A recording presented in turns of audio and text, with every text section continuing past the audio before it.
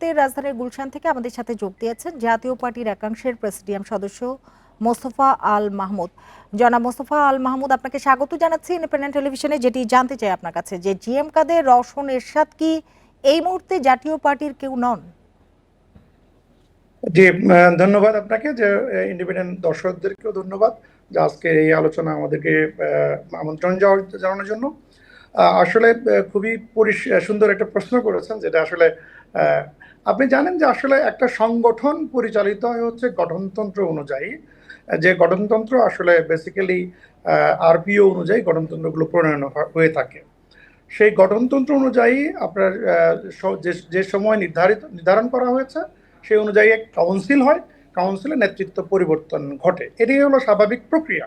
সেই প্রক্রিয়া অনুযায়ী গত অগস্ট মাসের 9 তারিখে যে কাউন্সিল হয়েছে, সেই কাউন্সিলের আলোকে আপনার জিএম কাদের জাতীয় পার্টির একজন সদস্য হিসেবে আছেন।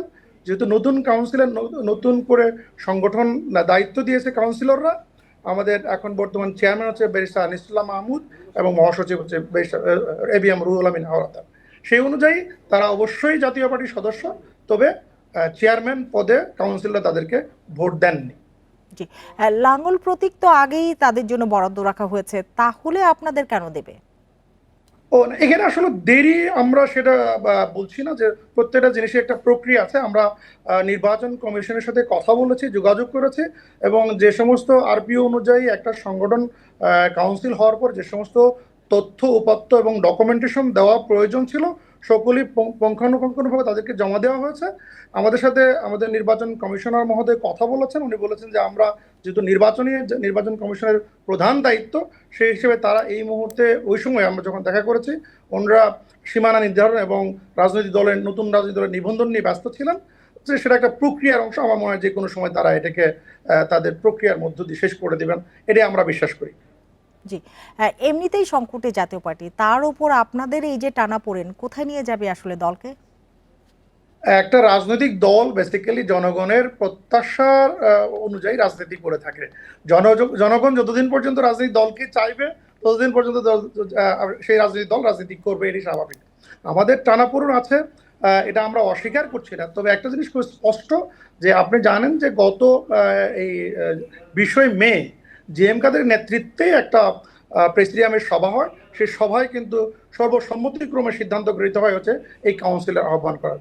এর পরবর্তীতে একটা প্রেসিডিয়াম মিটিংয়ে বিভিন্ন ইস্যুগুলো নিয়ে, বিশেষ করে আমাদের দল পরিচালনার ক্ষেত্রে স্বচ্ছতা, জবাবদিহিতা, এবং আমাদের একটা যে ধারা রয়েছে যে 20-1 ক, সেটা হচ্ছে আমাদের স্বৈরতান্ত্রিক ধারা, সেটা থেকে বেরিয়ে আসতে আমাদের প্রেসিডিয়ামরা আলোচনা করেছেন। সেই প্রেক্ষাপটে আপনার এই জিএম কাদের হয়তো মনে করেছেন যে তার নেতৃত্বের উপরে চ্যালেঞ্জ হয়ে যাচ্ছে, সে কারণে উনি কিন্তু আমাদের এই কাউন্সিলটাকে পিছিয়ে দিয়েছেন। পরবর্তীতে স্বাভাবিকভাবেই উনি যদি চ্যালেঞ্জ মনে করেন, এই যে দ্বন্দ্ব, এই দ্বন্দ্বে জাতীয় পার্টির ভোট ব্যাংক বিভক্ত হবে না? রাজনৈতিক ভিত্তি হচ্ছে বেসিক্যালি জনগণের আস্থা এবং জনগণের ভালোবাসা।